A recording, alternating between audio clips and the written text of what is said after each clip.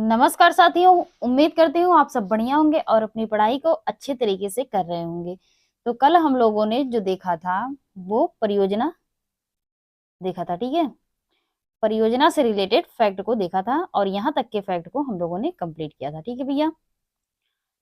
आज हम स्टार्ट करेंगे भारत की जलवायु। भारत की जलवायु से रिलेटेड फैक्ट देखेंगे। तो चलिए शुरू करते हैं। आज का हमारा फैक्ट है, भारत की जलवायु की सबसे महत्वपूर्ण विशेषता क्या है। भारत की जलवायु की सबसे महत्वपूर्ण विशेषता क्या है, तो वो है पवनों की दिशा में परिवर्तन। क्या है भैया? पवनों की दिशा में परिवर्तन, ठीक है। इसके आगे देखते हैं।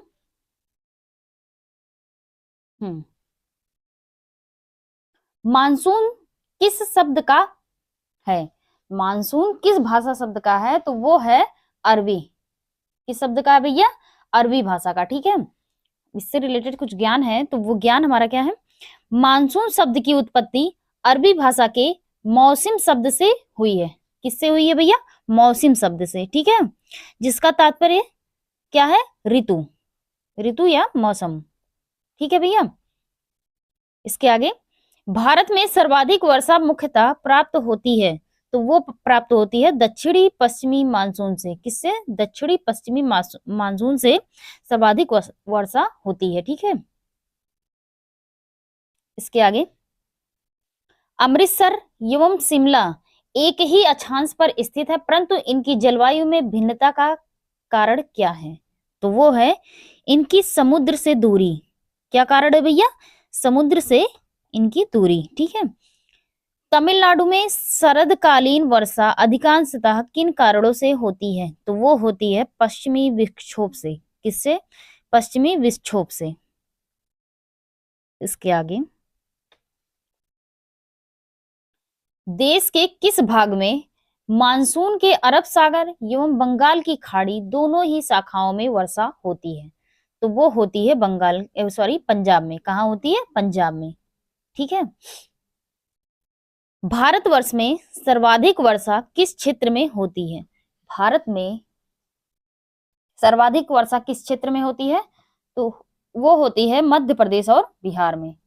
कहाँ होती है? मध्य प्रदेश और बिहार में, ठीक है भैया।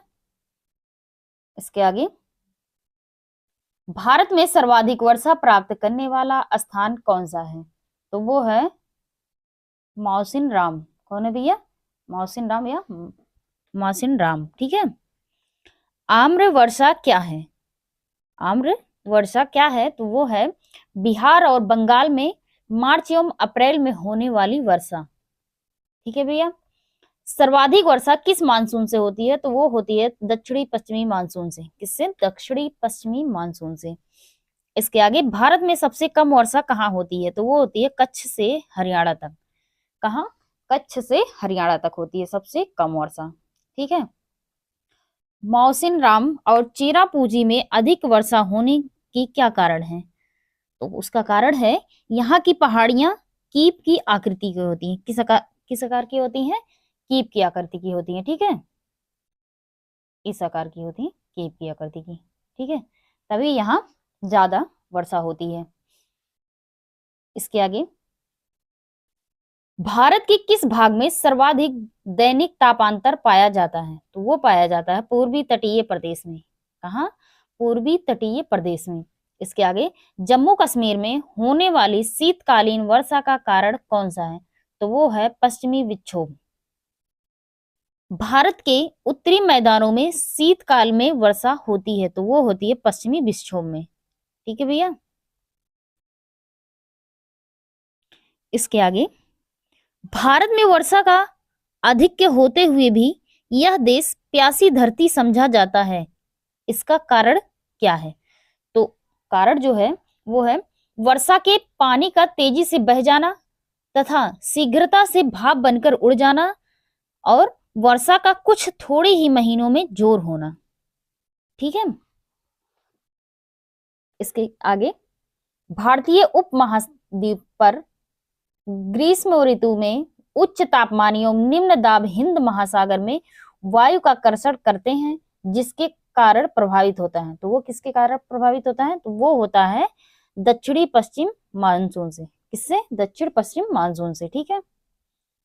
इसके आगे, अल्पकालीन जलवायु संबंधी भविष्य कथन के लिए पिछले दशक में ज्ञात हुई स्थितियों में कौन सी एक भारतीय उपमहाद्वीप में विरल क्षीण वर्षा मानसून से संबंध है? तो वो है एल नीनो तथा दक्षिणी दोलन। कौन सा भैया? एल नीनो तथा दक्षिणी दोलन। ठीक है। इसके आगे, भारत के पश्चिमी तटों में ग्रीष्म में अति उच्च वर्षा मुख्यतः किसके कारण होती है? तो वो होती है समुद्र के निकट होना। क्या है? समुद्र के निकट होना। ठीक है। इसके आगे, अक्टूबर और नवंबर के महीनों में कहाँ अधिक वर्षा होती है? अक्टूबर और नवंबर के महीनों में कहाँ अधिक वर्षा होती है? तो वो होती है छोटा नागपुर पठार में। कहाँ भैया? छोटा नागपुर के पठार में। इसके आगे,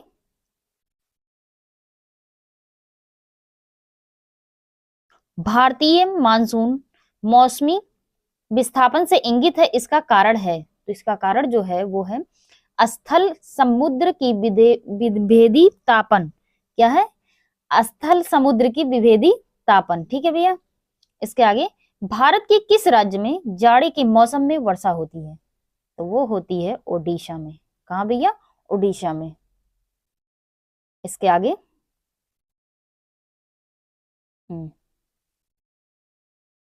चलिए देखते हैं, भारत के पश्चिमी समुद्री तट पर वर्षा किस मानसून से होती है?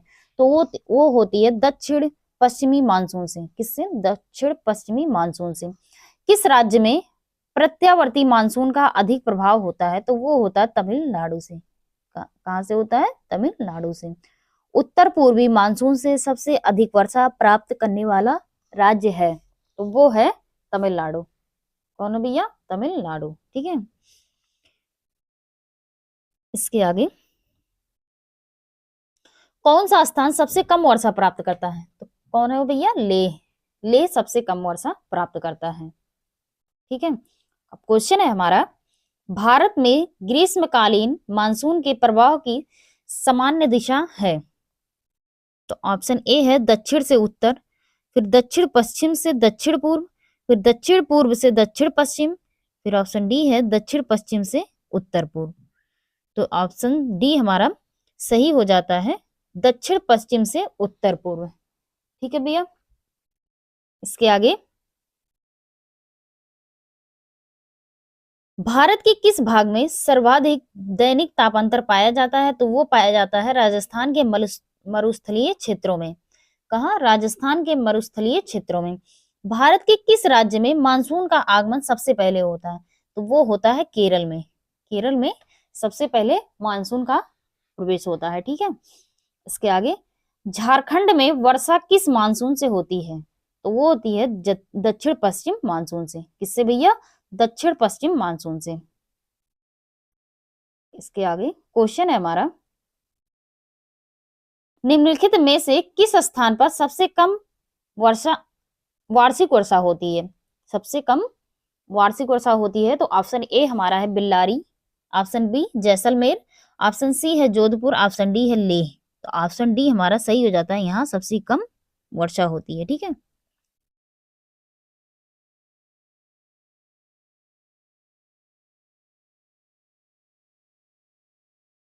हमारा दूसरा क्वेश्चन है, चेरापूंजी अवस्थित है? तो ऑप्शन ए है असम राज्य में, ऑप्शन बी मणिपुर राज्य में, ऑप्शन सी है मेघालय राज्य में, ऑप्शन डी है मिजोरम राज्य में। तो ऑप्शन सी हमारा सही हो जाता है, चेरापूंजी कहाँ है? मेघालय में। ठीक है। यहाँ सबसे अधिक वर्षा होती है।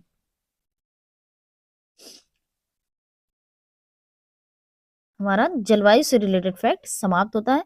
अब जो हम करेंगे वो भारत के वन, इससे रिलेटेड फैक्ट करेंगे। ठीक है। तो चलिए देखते हैं, राष्ट्रीय वन नीति के अनुसार पर्यावरण की दृष्टि से देश के कम से कम कितने प्रतिशत क्षेत्रों पर वनों का आवरण आवश्यक है? कितने प्रतिशत भैया?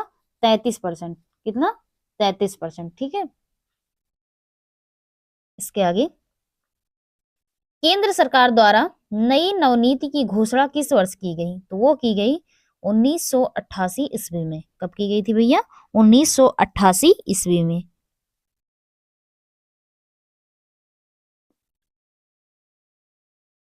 भारतीय वन सर्वेक्षण विभाग का मुख्यालय कहाँ स्थित है? तो वो स्थित है देहरादून में।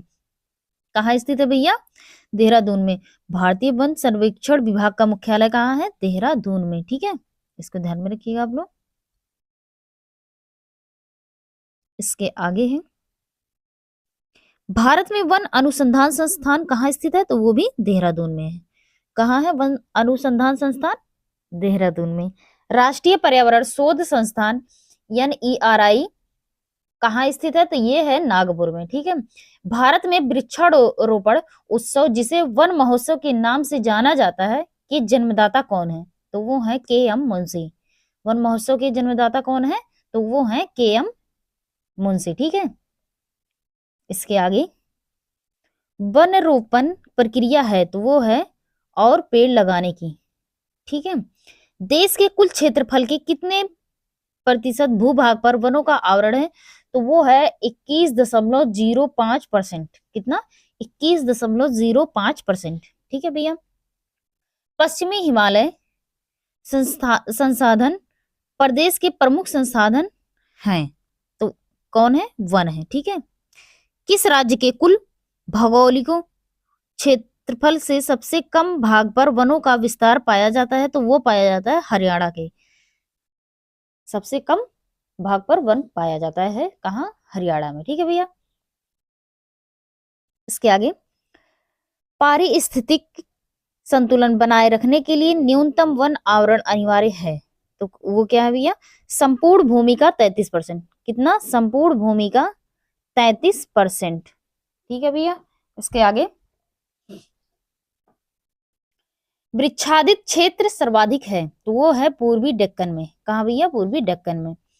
भारत में अधिकांश वन संपदा का मालिक कौन है? तो वो है राज्य। कौन है भैया? राज्य है। ठीक है, भारत में मैंग्रोव वनस्पति मुख्यतः पाई जाती है तो वो पाई जाती है सुंदरवन में। कहाँ पाई जाती है? सुंदरवन में।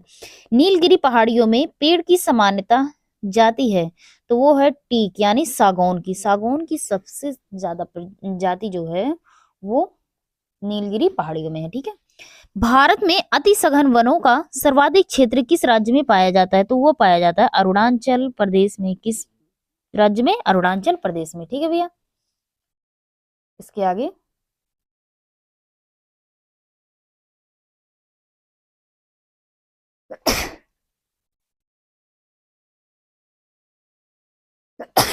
सॉरी, किसे वैश्विक विरासत का वन माना जाता है? किसे वैश्विक विरासत का वन माना जाता है? तो वो माना जाता है सुंदरवन। और सुंदरवन है कहाँ? ये है पश्चिम बंगाल में। ठीक है भैया, भारत के राज्यों में से किस में सागौन का वन पाया जाता है? तो वो पाया जाता है मध्य प्रदेश में सागौन का वन पाया जाता है। देश के सर्वाधिक क्षेत्रफल पर किस प्रकार के वन पाए जाते हैं? तो वो पाए जाते हैं उष्णार्ध पतझड़ वन। ठीक है भैया, दलदली अथवा ज्वार भाटा क्षेत्रों में पाए जाने वन को क्या कहा जाता है? तो वो कहा जाता है मैंग्रोव वन। ठीक है, क्या कहा जाता है? मैंग्रोव वन कहा जाता है। भारत में मैंग्रोव वनस्पति का सर्वाधिक विस्तार किस राज्य में पाया जाता है? तो वो पाया जाता है पश्चिम बंगाल में। कहाँ भैया? पश्चिम बंगाल में। भारत में चंदन की लकड़ी के वन सबसे अधिक कहाँ पाए जाते हैं? तो वो पाए जाते हैं नीलगिरी की पहाड़ियों में। सबसे अधिक चंदन की लकड़ी कहाँ पाए जाते हैं? तो नीलगिरी की पहाड़ियों में। साइलेंट वैली के चर्चित होने का कारण क्या है? तो वो है जैव विविधता एवं सदाबहार वन का संरक्षण। ठीक है भैया,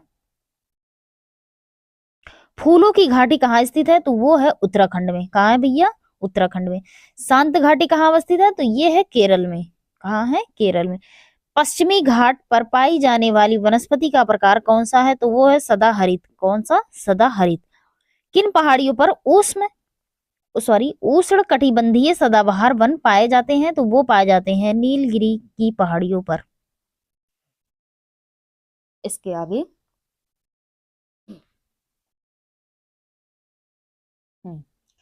कौन सा राज्य शहतूत रेशम उत्पादित करता है? तो वो है कर्नाटक। कौन है भैया? कर्नाटक। गंगा ब्रह्मपुत्र के डेल्टाई क्षेत्रों में किस वृक्ष की अधिकता होने के कारण इसे सुंदरवन कहा जाता है? तो वो सुंदरी, सुंदरी की वृक्ष की अधिकता होने के कारण इसे सुंदरवन कहा जाता है। ठीक है भैया। भारत में चंदन की लकड़ी के लिए प्रसिद्ध राज्य है तो वो है कर्नाटक। तेंदु पत्ते का मुख्य उत्पादक राज्य है तो वो है मध्य प्रदेश। क्या भैया? मध्य प्रदेश। इसके आगे, भारत में जैव विविधता के ताप स्थल हैं तो वो है पूर्वी हिमालय व पश्चिमी घाट। भोजपत्र वृक्ष कहाँ मिलता है? तो वो ये मिलता है हिमालय में। कहाँ मिलता है भैया? हिमालय में। लीसा प्राप्त होता है तो वो प्राप्त होता है चीड़ के वृक्ष से। किससे? चीड़ के वृक्ष से। इसके आगे,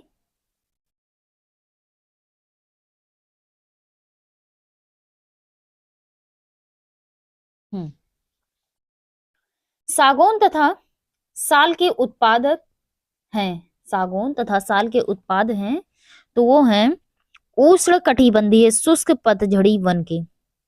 ठीक है भैया। क्वेश्चन है अब हमारा, निम्नलिखित में किसका सुमेल नहीं है?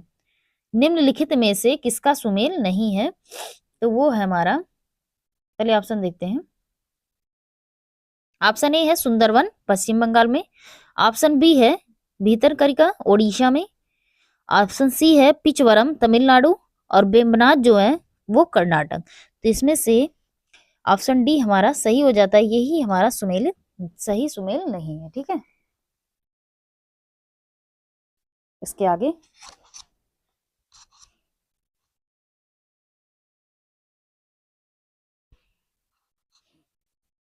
सामाजिक वन की में प्रयुक्त बहुउद्देशीय वृक्ष का एक उदाहरण है तो वो है खेजड़ी। क्या है भैया? खेजड़ी। इसके आगे, लंबी जड़ों और नुकीले कांटों अथवा सूल युक्त झाड़ियों और लघु वृक्षों वाले आरक्षित और रुद्ध वन सामान्यतः रूप से पाए जाते हैं तो वो पाए जाते हैं पश्चिमी आंध्र प्रदेश में। कहाँ भैया? पश्चिमी आंध्र प्रदेश में। ठीक है। इसके आगे,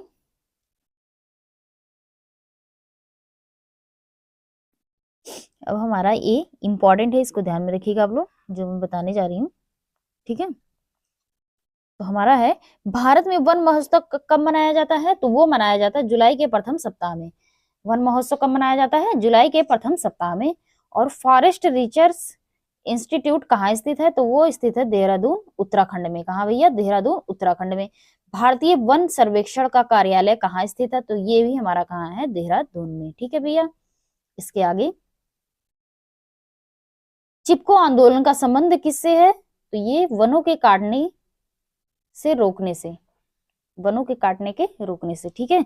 चिपको आंदोलन किसने चलाया था? तो वो चलाया था सुंदरलाल बहुगुणा ने। किसने भैया? सुंदरलाल बहुगुणा ने। केंद्र सरकार ने नई वन नीति की घोषणा किस वर्ष की? तो वो की थी 1988 में। किस कब की थी? 1988 में नई वन नीति की घोषणा की थी। राष्ट्रीय पर्यावरण शोध संस्थान कहाँ है? तो ये हमारा है नागपुर महाराष्ट्र में। कहाँ है भैया? नागपुर महाराष्ट्र में। Indian institute of forest management की स्थापना कब और कहाँ की गई? तो ये की गई थी 1981 में। कहाँ की गई थी? भोपाल में की गई थी। ठीक है भैया।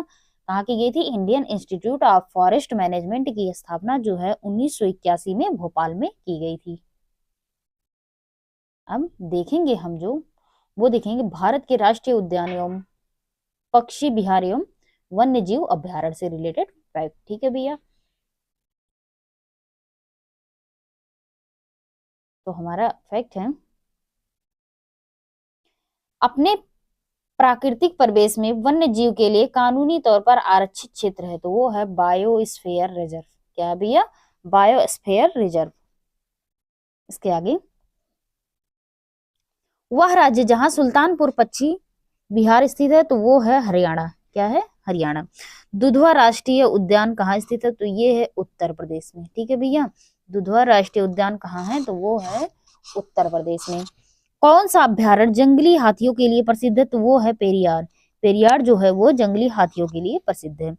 दाचीगाम वन्य जीव अभ्यारण्य किस राज्य में स्थित है? तो वो है जम्मू कश्मीर में। सरिस्का पक्षी वन विहार, सरिस्का पक्षी विहार कहाँ स्थित है? तो वो है राजस्थान में। ठीक है। इसके आगे, विश्व का एकमात्र पलावी राष्ट्रीय पार्क कहाँ स्थित है? तो वो है मणिपुर में। कहाँ भैया? मणिपुर में। काजीरंगा किस लिए जाना जाता है? तो वो जाता है गैंडे के लिए। किसके लिए? काजीरंगा गैंडे के लिए जाना जाता है। नल सरोवर पक्षी अभयारण्य किस राज्य में स्थित है? तो वो है गुजरात में। ठीक भैया। इसके आगे, पेरियार गेम अभयारण्य प्रसिद्ध है? तो वो प्रसिद्ध है जंगली हाथियों के लिए। किसके लिए? जंगली हाथियों के लिए। काजीरंगा राष्ट्रीय उद्यान कहाँ स्थित है? तो ये है असम में। काजीरंगा राष्ट्रीय उद्यान कहाँ है? असम में। केवला देव घना पक्षी विहार कहाँ स्थित है? तो ये है भरतपुर में, और भरतपुर है कहाँ? राजस्थान में। ठीक है। इसके आगे, नंदा देवी जीव मंडल किस राज्य में स्थित है? तो ये हमारा है उत्तराखंड में। कहाँ है भैया? उत्तराखंड में। मानस पशु विहार किस राज्य में स्थित है? तो ये है असम में। अभ्यारण्य राइनो के लिए जाना जाता है? तो जाना जाता है काजीरंगा। इसके आगे,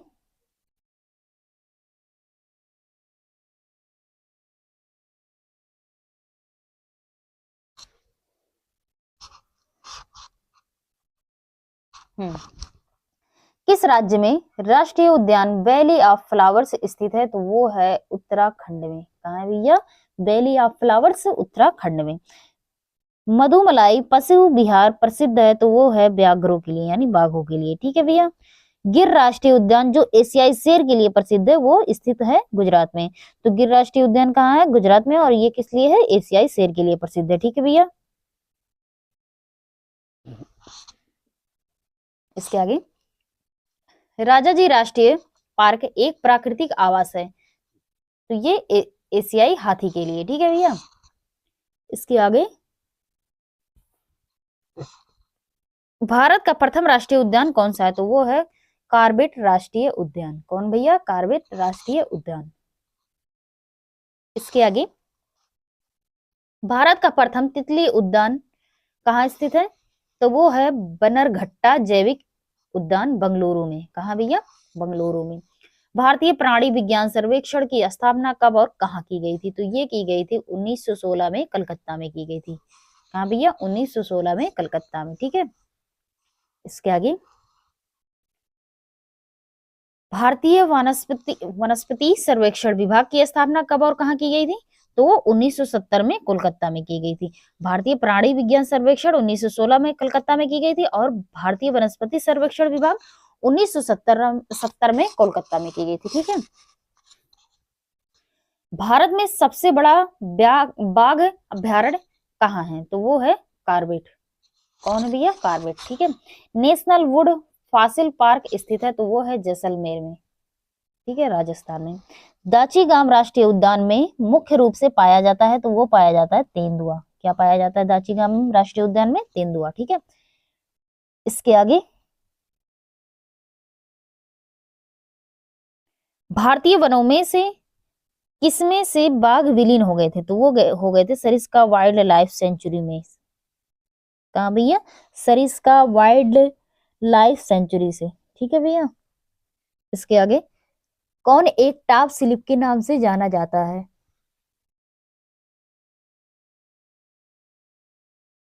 कौन एक टॉप स्लिप के नाम से जाना जाता है? तो वो इंदिरा गांधी वन्य जीव अभ्यारण्य एवं राष्ट्रीय उद्यान। ठीक है। बुक्सा बाघ परियोजना भारत के किस राज्य में स्थित है? तो वो है पश्चिम बंगाल में।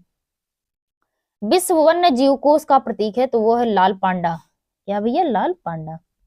इसके आगे, एक सींग वाला गैंडा निम्नलिखित प्रदेश में से पाया जाता है? तो वो पश्चिम बंगाल एवं असम में पाया जाता है, एक सींग वाला गैंडा। ठीक है। जीव मंडल आरक्षित क्षेत्रों की पहली परियोजना स्कीम कौन सी थी? तो वो थी नीलगिरी जीव मंडल आरक्षित क्षेत्र। कौन थी भैया? नीलगिरी जीव मंडल आरक्षित क्षेत्र। भारत में सर्वाधिक जैव विविधता पाई जाती है? तो वो पाई जाती है शांत घाटी में। कहाँ पाई जाती है भैया? शांत घाटी में। भारतीय गैंडे कहाँ पाए जाते हैं? तो वो पाए जाते हैं काजीरंगा अभ्यारण्य में। कहाँ भैया? काजीरंगा अभ्यारण्य में। ठीक है। इसके आगे, बांदीपुर प्रोजेक्ट टाइगर रिजर्व किस राज्य में स्थित है? तो वो है कर्नाटक में। कहाँ भैया? कर्नाटक में। कान्हा राष्ट्रीय उद्यान किस राज्य में स्थित है? तो ये है मध्य प्रदेश में। कान्हा राष्ट्रीय उद्यान कहाँ है? मध्य प्रदेश में। ठीक है। इसके आगे,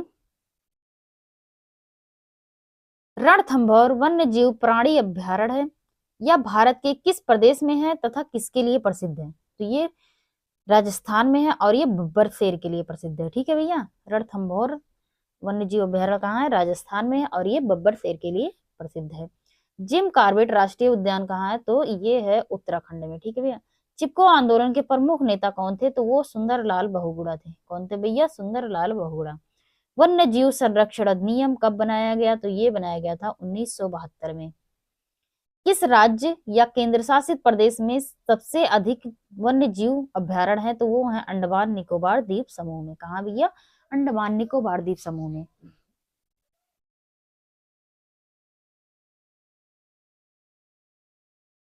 इसके आगे, कौन सी एक विशाल कृंतक है जो पेड़ के ऊपर रहती है? तो वो है भारतीय विशाल गिलहरी। कौन है भैया? भारतीय विशाल गिलहरी। ठीक है भैया।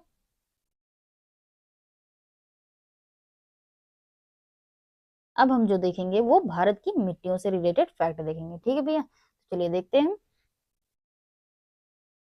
भारत के सर्वाधिक क्षेत्र पर किस प्रकार की मिट्टी का विस्तार पाया जाता है? तो वो है जलोढ़। जलोढ़ का विस्तार भारत पर सर्वाधिक है।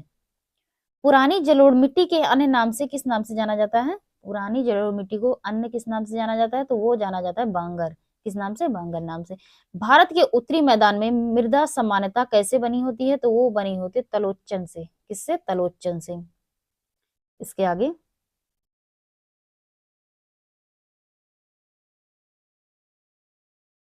गंगा के जलोढ़ मिट्टी की भूमि सतह के नीचे है लगभग कितने नीचे है? तो वो है 600 मीटर। कितने नीचे है भैया? 600 मीटर। गंगा के मैदानों की पुरानी कछारी मिट्टी क्या कहलाती है? तो वो कहलाती है बांगर, जो जलोढ़ का अन्य नाम, दूसरा नाम है। ठीक है। किस प्रकार की मिट्टी के लिए न्यूनतम उर्वरक की आवश्यकता होती है? तो वो होती है लाल मिट्टी की। कौन सी मिट्टी प्रायद्वीपीय भारत की अधिकतम क्षेत्र पर विस्तृत है? तो वो है काली मिट्टी। ठीक है भैया। इसके आगे, कपास की खेती के लिए सर्वोत्तम मिट्टी कौन सी है? तो वो भी हमारी क्या है? काली मिट्टी। ठीक है। लावा के प्रवाह से किस मिट्टी का निर्माण होता है? तो काली मिट्टी का। किस मिट्टी का? काली मिट्टी का। काली मिट्टी किस फसल के लिए सर्वाधिक उपयोगी होती है? तो वो होती है कपास के लिए। ठीक है। किस मिट्टी में कृषि के लिए सिंचाई की आवश्यकता नहीं होती? तो वो भी हमारी काली मिट्टी में। ठीक है भैया। तो ये हमारा इंपॉर्टेंट है, इसको याद रखिएगा, काली मिट्टी से रिलेटेड फैक्ट। क्वेश्चन है अब हमारा, भारत की निम्न मिट्टियों में से कौन बेसाल्ट लावा के अपक्षय के कारण निर्मित हुई है? ऑप्शन ए है हमारा जलोढ़ मिट्टियां, ऑप्शन बी लेटराइट मिट्टी, ऑप्शन सी लाल मिट्टी, ऑप्शन डी है रेंगुर मिट्टियां। तो ऑप्शन डी हमारा सही हो जाता है। रेंगुर मिट्टियां जो हैं ये हमारा बेसाल्ट लावा के अपक्षय के कारण निर्मित हुई हैं। ठीक है। इसके आगे, रेंगुर किसका नाम है? रेंगुर जो है वो किसका नाम है? तो वो है काली मिट्टी। काली मिट्टी का ही नाम रेंगुर है। ठीक है। अब युक्ति ज्ञान है, तो वो है काली मिट्टी को स्थानीय रूप से रेंगुर या कपास की मिट्टी या उष्ण कटिबंधीय चरनोजम आदि अलग नामों से जाना जाता है। ठीक है भैया। फिर से हमारा क्वेश्चन है, इस मिट्टी को सिंचाई की कम आवश्यकता होती है क्योंकि यह नमी सोख कर रखती है, वह कौन सी मिट्टी है? तो ऑप्शन ए है लाल, ऑप्शन बी है काली, ऑप्शन सी है लिटराइट, ऑप्शन डी है जलोढ़। तो ऑप्शन बी हमारा सही हो जाता है काली मिट्टी। काली मिट्टी जो है वो ये नमी रोक कर रखती है। ठीक है। इसमें सिंचाई की आवश्यकता बहुत कम पड़ती है। इसके आगे, भारत में लाल मिट्टी का सर्वाधिक विस्तार पाया जाता है, तो वो पाया जाता है आंध्र प्रदेश और तमिलनाडु में। कहाँ भैया? आंध्र प्रदेश में और तमिलनाडु में। ठीक है। लेटराइट मिट्टी महत्वपूर्ण रूप से पाई जाती है, तो वो पाई जाती है मालाबार तटीय क्षेत्रों में। कहाँ? मालाबार तटीय क्षेत्रों में। ठीक है। इसके आगे, भारत में कौन मृदा समूह लोहे का अतिरेक होने के कारण अनुर्वर होता जा रहा है? तो वो है लेटेराइट। क्या है भैया? लेटेराइट। ठीक है। धान की खेती के लिए अति उपजाऊ भूमि कौन सी होती है? तो वो होती है दोमट। कौन सी? दोमट। मृदा अपरदन रोका जा सकता है तो वो रोका जा सकता है वन रोपण द्वारा। इसके आगे, महाराष्ट्र में सर्वाधिक मात्रा में पाए जाने वाली उपलब्ध मृदा का प्रकार है तो वो है काली मिट्टा, सॉरी काली मिट्टी। महाराष्ट्र में सर्वाधिक कौन सी मिट्टी पाई जाती है तो वो काली मिट्टी पाई जाती है, ठीक है। मखरेला यानी लेटराइट मिट्टी का किसका परिणाम होता है तो वो होता है लिथरन यानी लीचिंग, ठीक है। अपरदन के प्रकारों में से किसके कारण चंबल के खड्ड बने होते हैं तो वो होते हैं अवनलिका यानी गली में, ठीक है। किस प्रकार की मिट्टी में कार्बनिक पदार्थों की अधिकता होती है तो वो होती है काली काली मिट्टी में, ठीक है। तो आज के लिए इतना ही, अब इसके आगे जो है वो हम कल कंटिन्यू रखेंगे, ठीक है भैया लोग। और इसको आराम से बढ़िया से अच्छे तरीके से आप लोग पढ़ लीजिएगा और फिर इसी तरीके से अच्छे से कल हम लोग करेंगे। तो आज के लिए थैंक यू सो मच।